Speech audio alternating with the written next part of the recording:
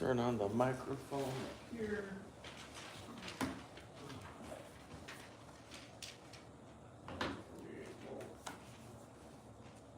All good. That's on. Check the audio.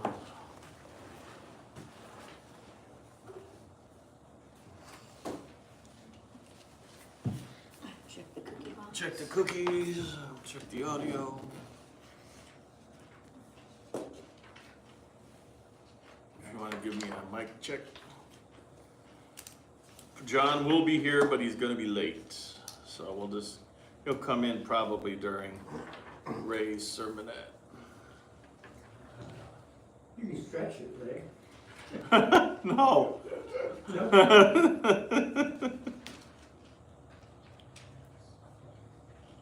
No. It's not. Am I on? You're not.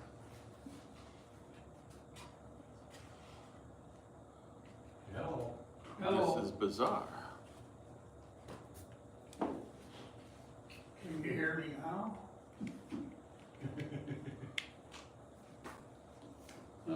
Am I on now yet? Test, 1, 2, 3. There we go. We got it now? Okay.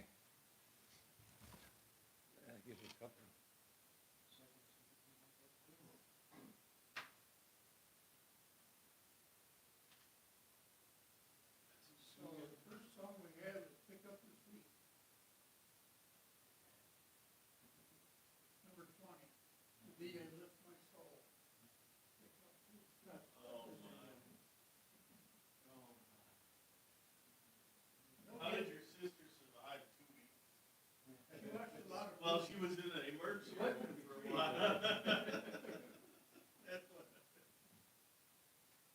That was to get a break. That's so.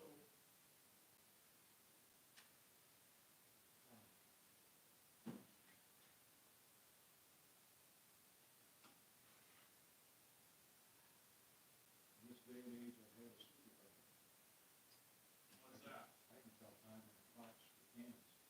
Oh, yeah. Yeah.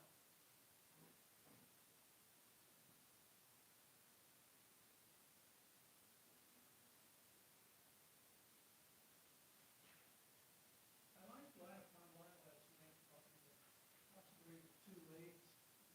Yeah. East and West. East and West, Europe. Orthodox. That, that has an awful lot of possibilities to it. Oh, it does. I remembered last night. Did you? Yeah.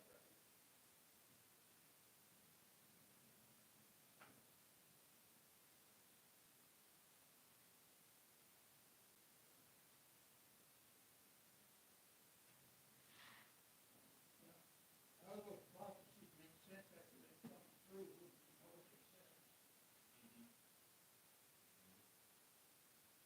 I've known one. In every instance where something has happened, on a holy day or anything like that, it's not what they expected. It never is what No. they expected.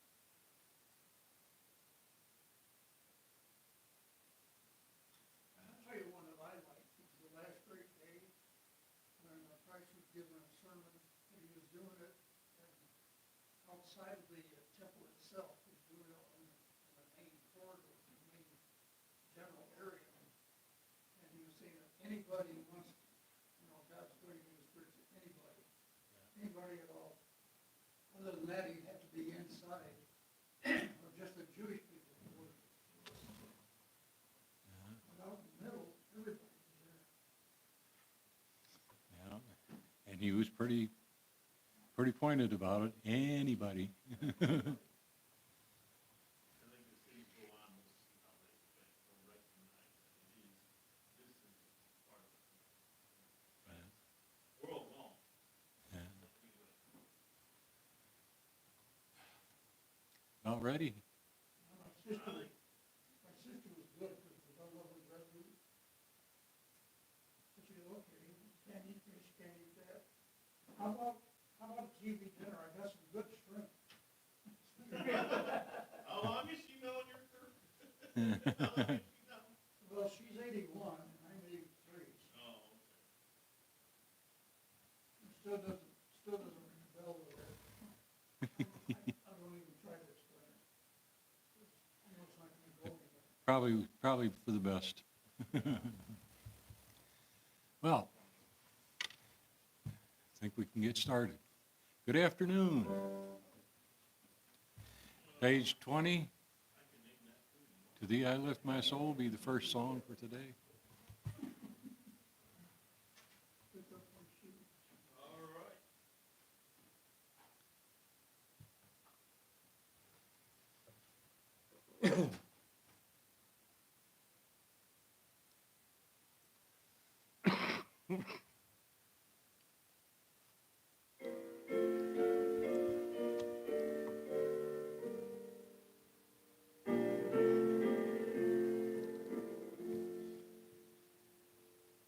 To Thee I lift my soul, I trust Thee, O my God.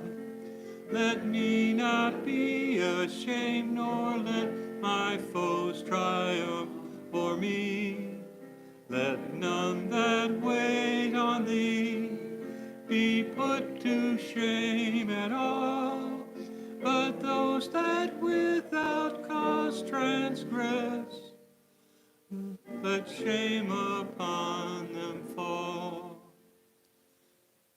Show me Thy ways, O Lord, O teach Thou me Thy paths, and in Thy truth lead me, Thyself therein my teacher be. For Thou art God that dost to me salvation send, and I upon Thee all the day, expecting to attend. Thy tender mercies, Lord, remember, pray I Thee, and in kindnesses, for they have ever been of old. My sins and faults of youth, do Thou, O Lord, forget. After Thy mercy, think on me, and for Thy goodness great. Now, look over to the next page, 21. For the beauty of the earth.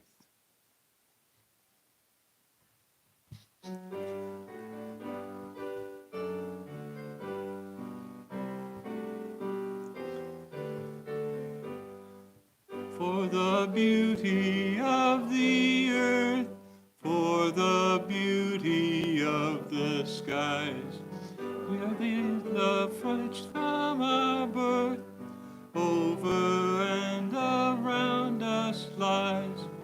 First of all, to Thee we raise this our hymn of grateful praise. For the beauty of each hour of the day and of the night, and flower, sun and moon and stars of light, Lord of all, to Thee we raise this our hymn of grateful praise. For the joy of human love, brother, sister, parent, child, friends on earth and the above, for all gentle thoughts and mild, Lord of all, to Thee we raise this our hymn of grateful praise. For each perfect gift of Thine, to our race so freely given, grace is human and divine, flowers of earth and buds of heaven. Lord of all, to Thee we raise this our hymn of grateful praise. For thy church that evermore lifteth holy hands above, offering upon every shore her pure sacrifice of love.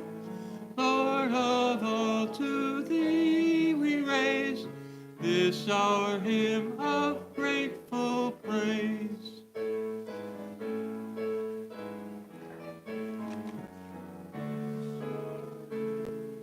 Of grateful praise.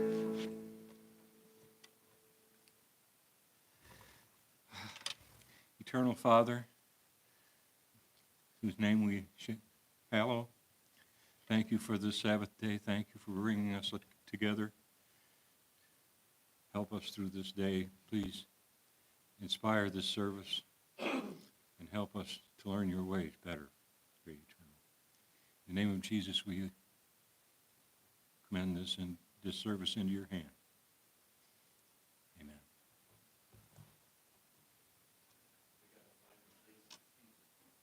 We got more people. I gave them your number. And if Alana's, friend of Alana's, wants to know where the people are. Right over there, right next to the airport. We just, if it's the comprehensive, whatever it is.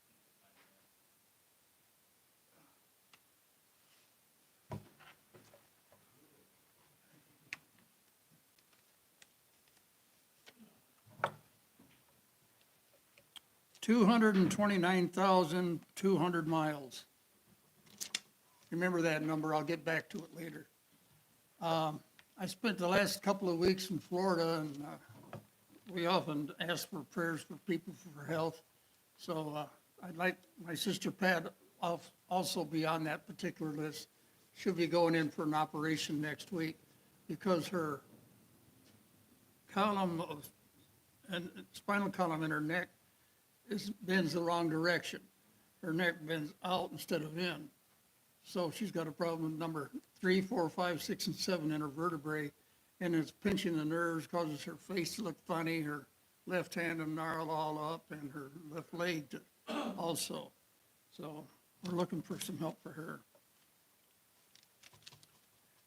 her. Genesis 1, verse 1, in the beginning God created the heavens and the earth. I find it interesting it just says those two. All of the heavens, everything, and the earth, all by itself, are special. And the heavens include an awful lot of stars, moons, asteroids, planets, etc. And in our solar system, there's a few that are big. The Jovian planets, it's called Jovian because they're gas giants. Jupiter, Saturn, Uranus, Neptune are really huge planets. Jupiter's like 86,000 miles across, Saturn 72,000 miles across, Uranus 31,000 miles across, and Neptune 30 miles across. These are big, and they're gas giants. And that's why they are called the Jovian cluster, or group of planets. Next is the little smaller planets. They're solid. Mercury, Venus, Earth, Mars, and Pluto. Some scientists have said that Pluto is not a planet, and they've said this for good reasons, because sometimes Pluto is the furthest away from the sun, sometimes Neptune is, because all of the planets are pretty much in a circular orbit around the sun, except for Pluto that comes in like sideways on an elliptical orbit, so it's not quite correct. So they say it's not considered a planet. Personally, I disagree with them. It's going around the sun. What else are you going to call it? So that's what those are. The other ones, Mercury, Venus, Mars. Mercury's like 3,000 miles, Venus 7,000 miles, Mars 4,000 miles, and the Earth is 7,520 miles. The Earth is different from all of these other planets. All these planets I've mentioned, except Earth, if you add them all together, put them in a row, it would be further away than Moon. The distance from the Earth to the Moon, 229,200 miles. Between the Earth and the Moon, all those planets could fit. That's quite a distance. That's why it takes them so long to get to the Moon. And I find the Moon is great because God said that he created the heavens and the Earth. The Earth was made specifically for a reason. It's the only of all the terrestrial planets, the Earth is the only one that has a big moon. It is huge, the one around the Earth. It helps cause tides and keeps things working on the Earth because the tides help control the seasons and the weather.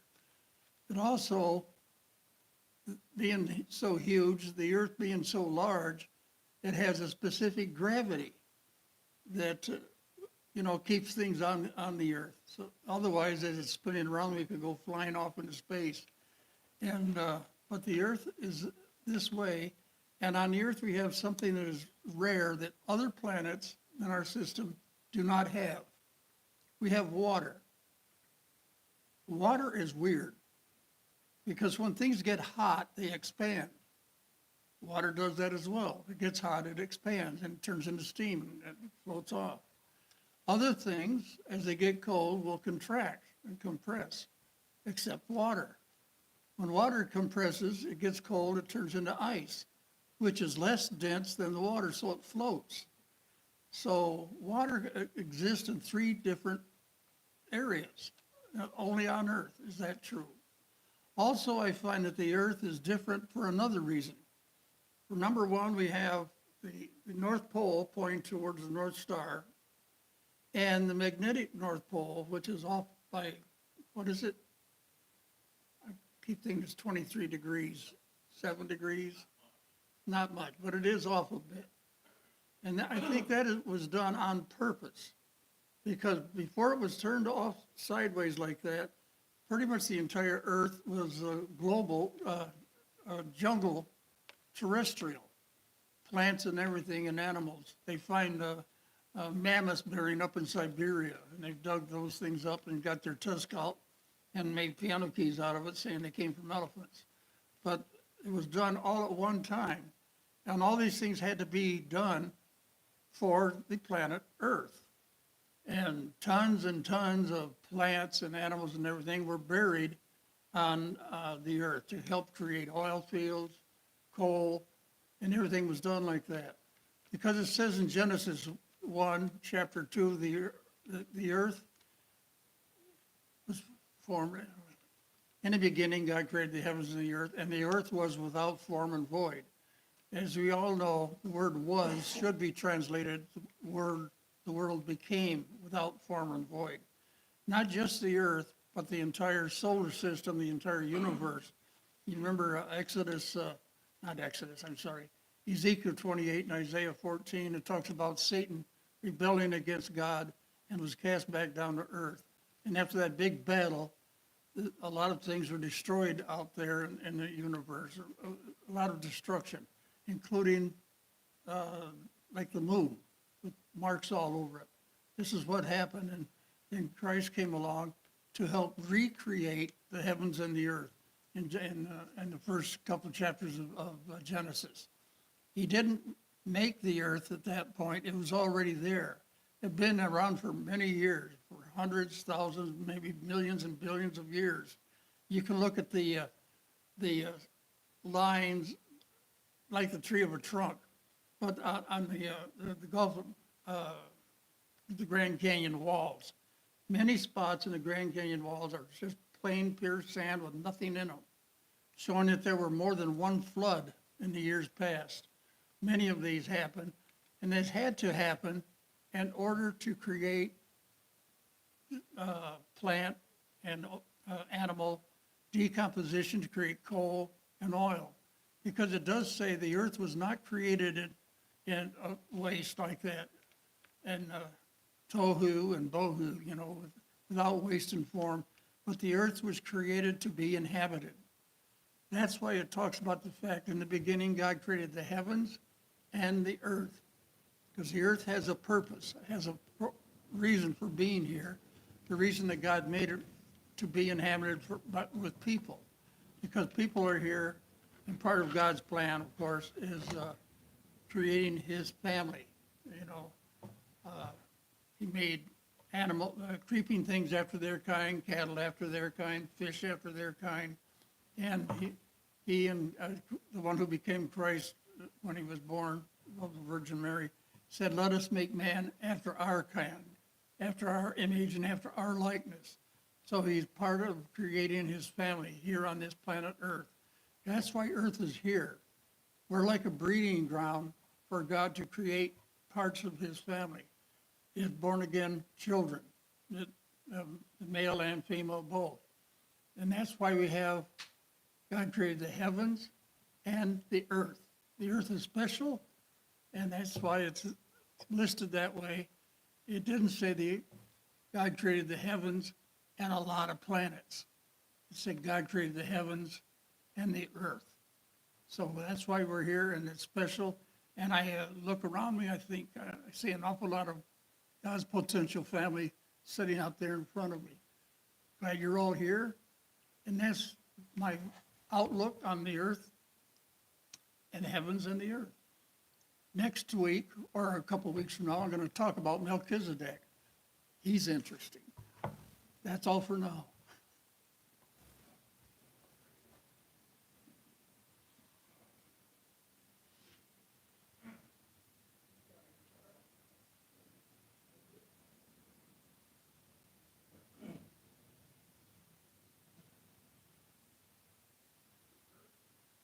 Thank you, Ray. I could probably just expand on that for 20 minutes because that's kind of my earth science and space science are kind of my things. That's what I always enjoyed when I was younger. The degrees I looked it up, it's like 18, it fluctuates between 16 and 18 degrees because the magnetic north moves a little bit here and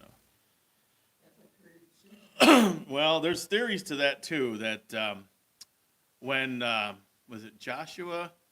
When the earth stopped, the theory is that's when we went from we added the tilt. The tilting, it would have stopped the rotation would have kind of paused. It would have felt like the rotation paused for that tilt to be implemented. I don't know if that's the case. It's just a theory. And as far as the Earth being a terrarium, so to speak, that comes from could have had something to do with that as well as the firmament, the water above the water would be as one of the layers of the atmosphere. My parents used to make terrariums and sell them when I was a little kid. We would go to Libby Glass and buy these little different kinds of glass things with lids on them, and they would put the dirt and all that stuff, and there was layers of dirt and gravel, like aquarium gravel and stuff. And they'd make these things. They'd spray a little water in every now and then. It's a really neat looking thing. But there's people that theorize that that's what the Earth looked like. That's why you had mammoths, in cold climates that that had green, still had vegetation in their mouth when they froze. They froze because things changed rather abruptly, which could have been when the rain or when the Earth may have been tilted. It's all a theory, but someday we'll find out if we feel that's important. It'd be neat to know now, but maybe it won't. We won't care after the fact. It won't maybe not matter so much to us. We're going to start in Ecclesiastes 1 today. I guess we're going to jump right in it. Today is talk about agape and some of the things that the apostles knew or experienced, and what it means for us.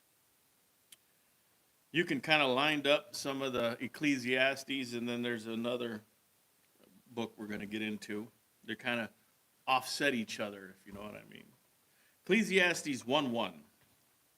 The words of the preacher, the son of David, king in Jerusalem. Vanity of vanities, says the preacher. Vanity of vanities, all is vanity. What profit has a man from all his labor in which he toils under the sun? One generation passes away and another generation comes, but the earth abides forever. Like we're a blip in the history of the earth, you know. I'm sure that's what we feel like sometimes. The sun also rises and the sun goes down and hastens to the place where it arose. It just keeps going. The earth keeps turning. The wind goes toward the south and turns around to the north. The wind whirls about continually and comes again on its circuit. Things just keep moving. All the rivers run into the sea, yet the sea is not full. To the place from which the rivers come, there they return again. It's just a complete circle of life, so they say. All things are full of labor. Man cannot express it. The eye is not satisfied with seeing, nor the ear filled with hearing. We always want more, I guess. That which has been is what will be. That which is done is what will be done. Will be done.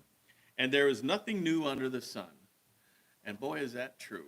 We may have new inventions, but how we react with each other and things and the wars and that just keeps going and going and going. All this stuff in between pretty much doesn't mean anything. I've been fascinated with what the apostles, and I've mentioned this many times, what the prophets and the apostles and what they all knew. What they knew something to be able to perform all these works and miracles, be able to endure all the tortures and horrid things they had to go through, the stonings, and he forgave them when they stoned him. It's just amazing. But they all knew something to be able to go through all that and still stay focused on their faith.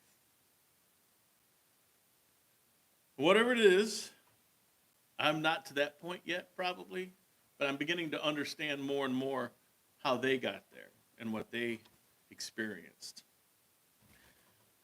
I'm not one, I don't know if anybody is as informed as they were or could we be, although we do have a lot of their writings.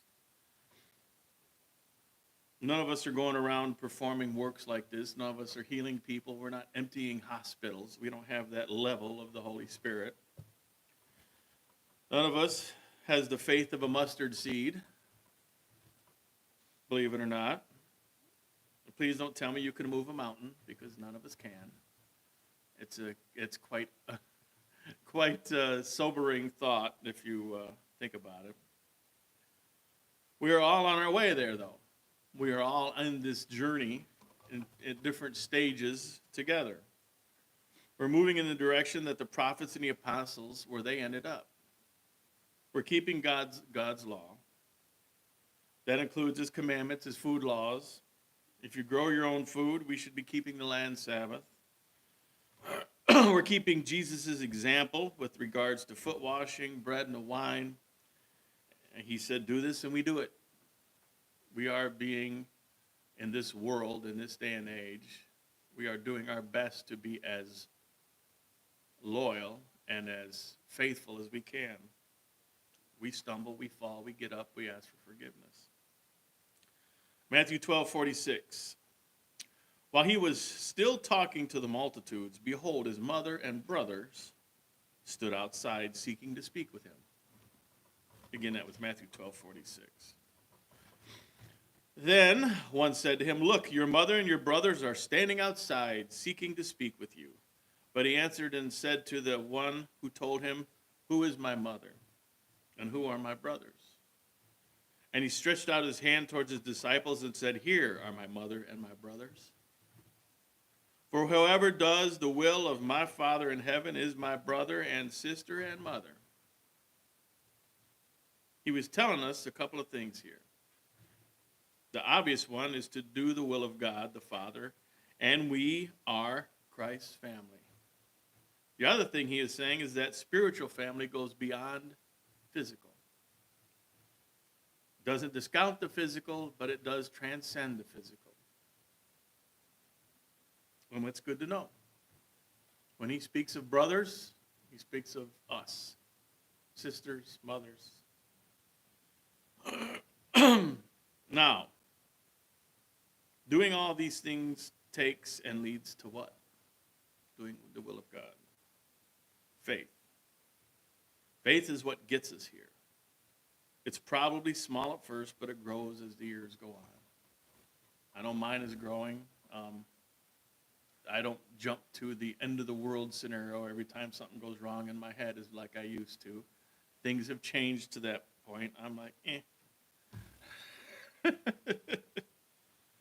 You know, I questioned how did all these prophets and apostles get to the level of faith that they had?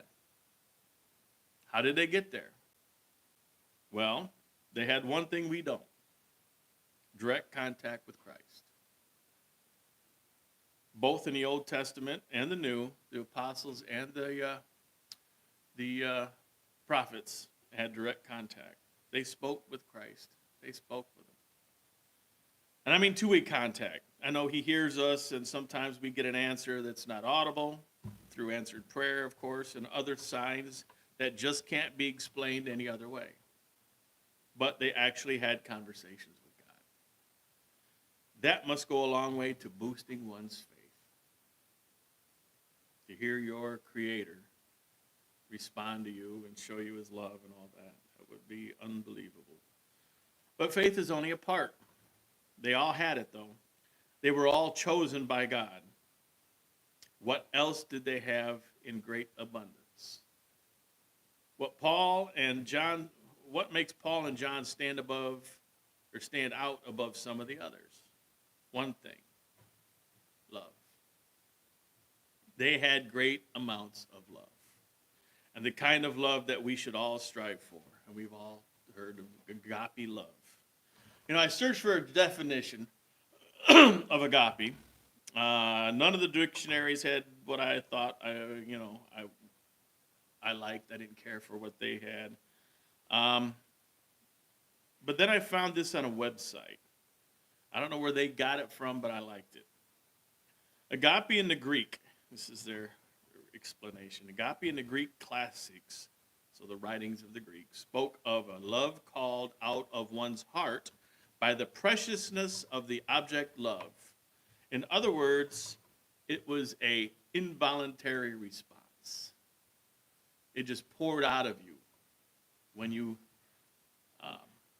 got in close proximity to the one that you showed this agape love to, like God. This is the idea inherent in the Father's proclamation. This is my beloved Son. Agape is the love that was shown at Calvary. Thus, agape is God's love and is the love that God is. It is not human affection, but is a divine love commanded by God, produced as fruit in the heart of a surrendered saint by the Holy Spirit. That, I believe, gets the message across of what agape is. It is a complete love that transcends the physical.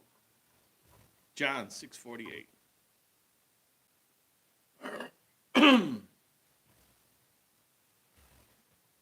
John 6:48. I am the bread of life. Your fathers ate the manna in the wilderness and are dead. This is the bread which comes down from heaven, that one may eat of it and not die. I am the living bread which came down from heaven. If anyone eats of this bread, he will live forever. And the bread that I shall give is my flesh, which I shall give for the life of the world. We just went through this ceremony at foot washing, the Lord's Supper. 52, the Jews therefore quarreled among themselves, saying, how can this man give us his flesh to eat? They had no clue what he was saying. He gave everything. What more could a person give of themselves for his people that he loved than Christ did for us? Nothing. He suffered absolutely for us, that we may live. If he just wanted pets, he could have produced anything he wanted to. No, he loves us, and he loves us so much he suffered the ultimate pain and humiliation for us. The ignorant have no idea. They would just tell you it's stupid. Why bother? Just make us to love or to have faith. Just force us to do it. Like pets. They don't get it. That's not what he wants. He wants family members. He wants family members. We wouldn't want our family members to be forced or to be brainwashed into thinking things that we would, prefer. We want it to come from their heart. He wants brothers and sisters that are in his family because they want to be there, not because they are forced to be there or made to be there. He wants to converse, share experiences, laugh, break bread, drink wine with his family members. Be part of a large family. I was an only child.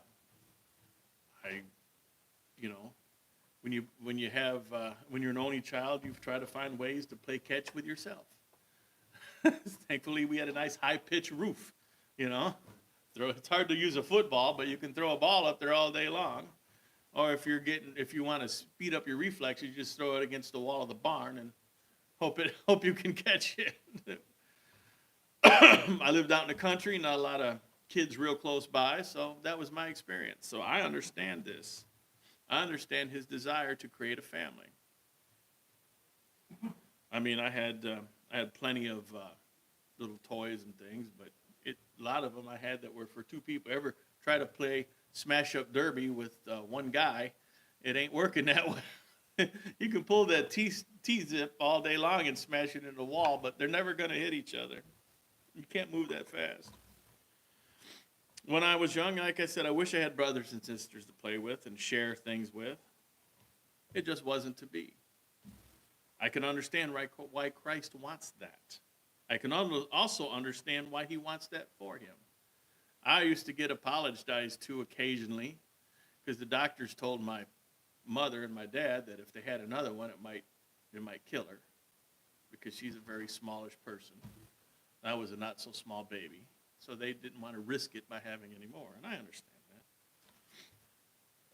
But I also understand why God the Father wants this for his Son.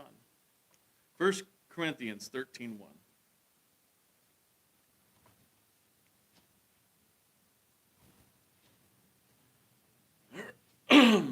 1 Corinthians 13:1. Though I speak with the tongues of men and of angels, but have not love, I have become a sounding brass or a clanging cymbal. And though I have the gift of prophecy and understand all mysteries and all knowledge, and though I have all faith, so that I could remove mountains, but have not love, I am nothing. I love those verses. I am not. All that means nothing without love. So if you can't bring that into yourself or bring that out of yourself towards your fellow brethren, no matter all the other religious things you're good at, capable of, whatever, it doesn't mean a thing. And that though I bestow all my goods to feed the poor, and though I give my body to be burned, but have not love, it profits me nothing. If you read through Ecclesiastes, you will find that Solomon was describing the opposite of love, or the largest hindrance to love, which is vanity. Unchecked vanity will always lead to envy and hate. We're all vain to one extent or another. We all want nice things. We would mostly like people to think well of us. Actually, the definition of vain is an excessive pride in one's appearance or achievements. Who defines excessive? If you read Solomon's definition, all is vanity, and he's correct to one extent or another. When I was writing this, there was some vanity in writing this. I want to come across like I know what I'm talking about. I like to know, I like to know what I'm talking about and then somewhat articulate and able to communicate at an intelligent level. There's some vanity in that. If you read Ecclesiastes, you go through the process that Solomon does, it's pretty telling. If you go through Ecclesiastes and read how detailed he gets in describing vanity, it is very interesting to undergo that. Because you will start doing it, you will start to see how tiny things are vanity. It is very interesting. I've done this process before. I've looked at something I did or said that is arrogant or vain, then in the process of deciding it was wrong, I decided that my process for getting there was wrong as well. There was vanity in that. The conclusion might have been correct, but there was vanity in getting there. It's quite a deep book to go through, or process to go through. Ecclesiastes 2:18. Then I hated all my labor in which I had toiled under the sun, because I must leave it to the man who will come after me. See what he's getting at here? Hey, I did all this work. Why should another prosper from it? All the while he benefited from David's work. 19. And who knows whether he will be wise or a fool? Yet he will rule over all my labor in which I toiled and in which I have shown myself wise under the sun. This is also vanity. See how one leads to another? Therefore, verse 20, therefore I turned my heart and despaired of all the labor in which I had toiled under the sun. For there is a man whose labor is with wisdom, knowledge, and skill, yet he must leave his heritage to a man who has not labored for it. This also is vanity and a great evil. The fact that he thinks I've done all this work and I got to leave it to somebody else, that in itself is vanity.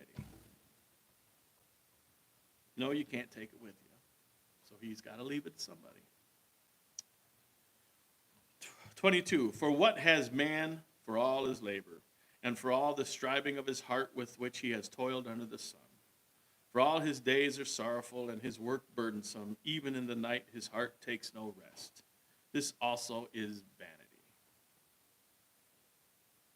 So we're going to go back to 1 Corinthians 13.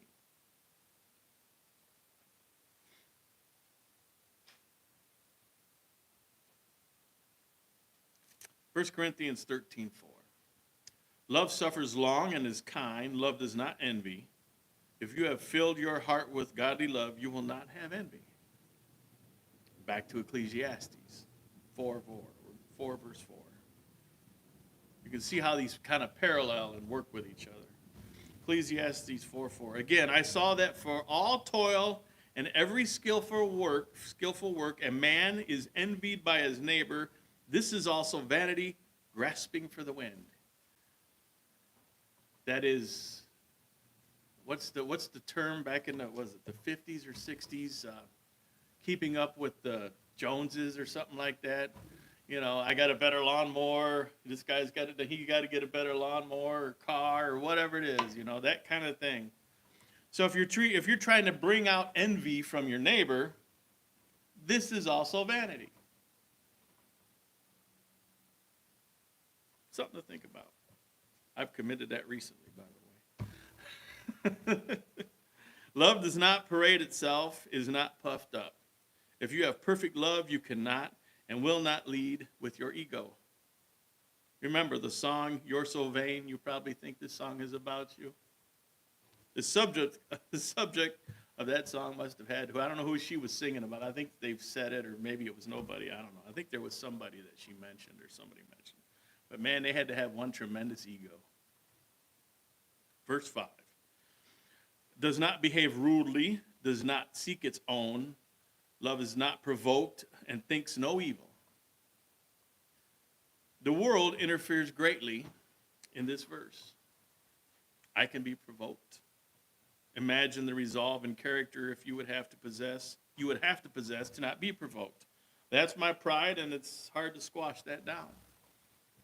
Something happened at work with a person, and they did something, and I wasn't thrilled with it, and I've had a very dark place in my heart for them lately. Probably shouldn't. I'll get over it. But they pulled something on family, and I didn't care for it. I believe that's resolved now, but it's something they did that they wouldn't have done to their own family.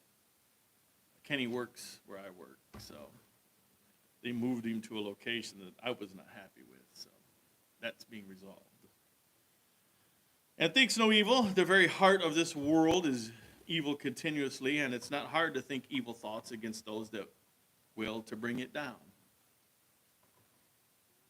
6, does not rejoice in iniquity. but rejoices in the truth. I can say I definitely rejoice in the truth. It's all I'm interested in. The world seems only to rejoice in the narrative nowadays. I don't have a narrative. I have no agenda other than learning the truth, learning God's truth, the truth in anything I do or people I deal with. An agenda is not necessary. Verse 7, more examples of what love does. Bears all things. You can handle anything if you've got love. Believes all things, hopes all things, endures all things. Another aspect I struggle with when something breaks down around the house, like I said, every now and then I would get very bent out of shape. Not so much anymore. I pretty much go, I used to go pretty much to where it's the end of the world. And one time I remember we had a house I lived in years ago. The city, I think it was the city, had a water leak about, 100 yards maybe, if that, from the house. I didn't realize it. The water leak, this main leak, was flushing back underneath my house. You couldn't tell. I didn't have a basement or anything. Not really a crawl, much of one anyway. But it had gotten to the back corner of the house and rotted it all out. I didn't know it till one day I go in there and the wall moved. Yeah, and I wasn't as heavy then either. The wall moved a little bit. Oops. So I was like, oh man, what am I going to do? The house is falling down. My dad didn't seem to care. He said, cut it out. He said, we peeled the carpet out. He said, cut a hole right here. So I set the saw for just get thick, thick enough just to get through the flooring. Cut it out. Sure enough, the wall was rotted out. There was a main beam that went to the back. It was probably 16 feet long, or probably 10 feet of it was rotted out. It was a mess.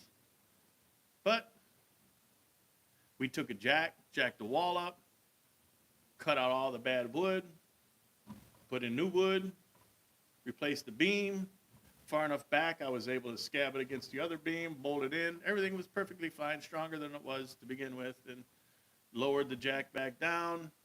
Everything was fine. And then 3 years later, we sold the place, or 5 years later. But everything was fine. It was perfectly fine. It was better than it was.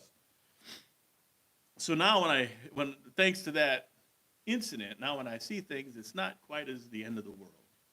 Because I know you just cut out the bad, replace it, and you should be good to go. I still need to do better there. Verse 8 says, love never fails. Boy, is that true. Never's a long time. And what we are chosen for is forever, is it not? We need to get to this point, and the sooner the better. Perfect love is for eternity. And so will be our existence in God's family. But whether there are prophecies, they will fail. Whether there are tongues, they will cease. Whether there is knowledge, it will vanish away. These things, like knowledge and prophecies, we see as permanent, but not compared to love.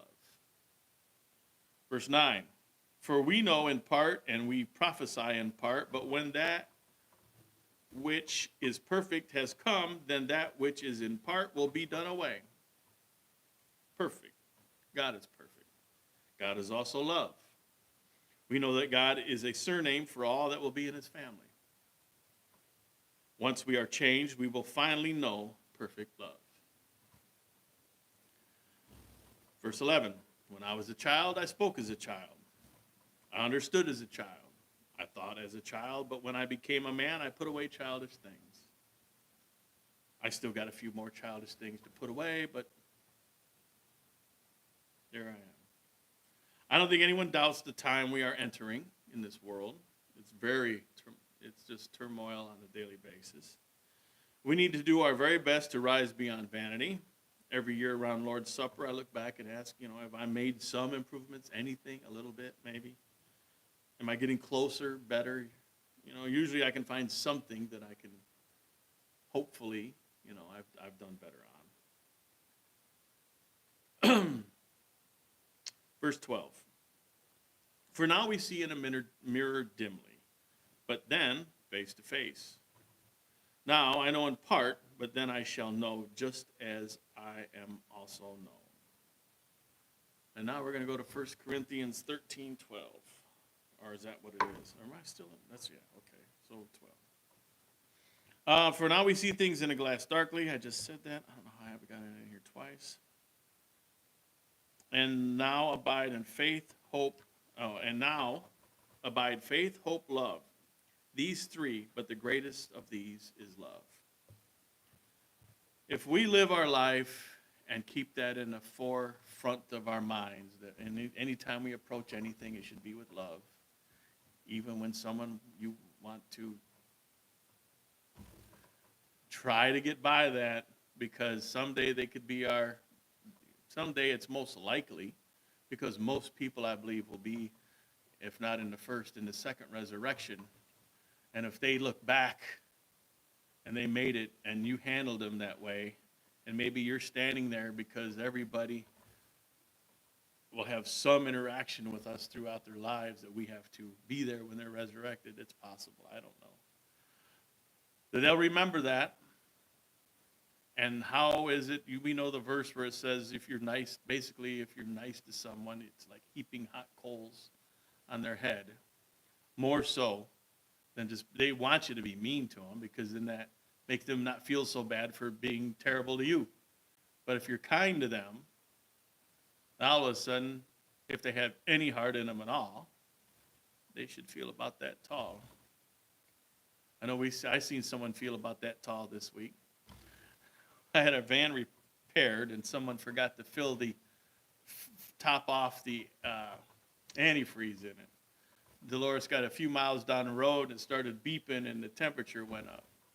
Didn't overheat, but it was close. So the guy that fixed it, he worked for the guy in the shop, but the kid that fixed it, when I walked in, he was like, he shrunk about 4 inches, and he's looking at his feet the whole time I was there. I said, man, I can't believe I know the guy that ran the shop. I mean, I'm sure he chewed him and cussed him out in every way known to man, which isn't right. But I don't think he'll do that again. I really don't. But if we approach everything with love, they remember that, and they respect us for that.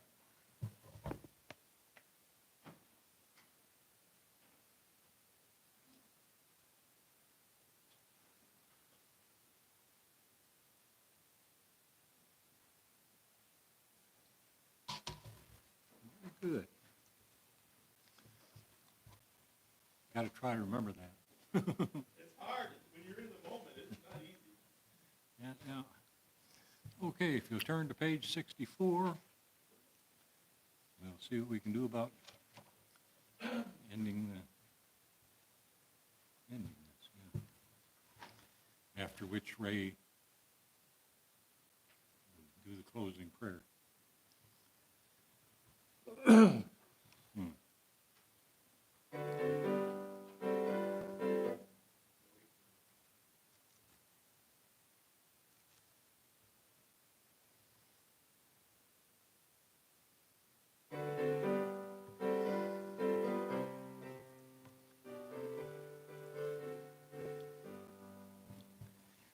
Behold, the day will come, the day of the Lord our God.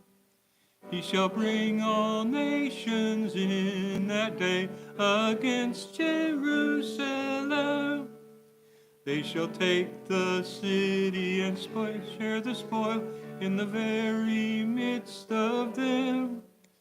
Then our God eternal shall go forth and shall fight against our foes. In that great day of God, our Lord shall stand on earth. On the Mount of Olives he shall stand, and the mount shall cleave in two. There shall be a valley of mammoth size, by the valley you shall flee. For our God eternal shall be king, and shall rule over all the earth. In that great day of God, 'twill be neither day nor night. But at eventime it shall be light, it shall be one day to God. Out from Zion shall living waters flow to the east and to the west. Then our God eternal shall be King. In that day shall there be one God. Behold, that day shall come when all nations shall obey. Those of all the nations that are left to Jerusalem shall go. They shall even go there from year to year, and shall keep the feast of booths. There shall be one God, the eternal, who is king over all the earth.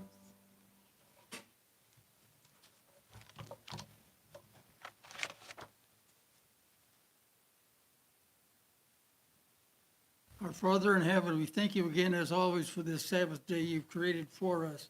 Thank you for the fact that David wrote Ezekiel and and Paul, who put in 14 books that you inspired him to write as well. And it was read to us today. We're thankful for those men and the fact that you've inspired them. Thankful also for Ken that brought these messages to us. Thank you for the knowledge you've given to us, Father, the knowledge which we could not have received by ourselves, but you have blessed us and given it to us. Thank you for the protection in these past 2 weeks, and we ask your guidance and your protection again to bring us back together on your next Sabbath day. And we ask these things and give you the thanks and the praise in Christ's name. Amen. I think that worked out.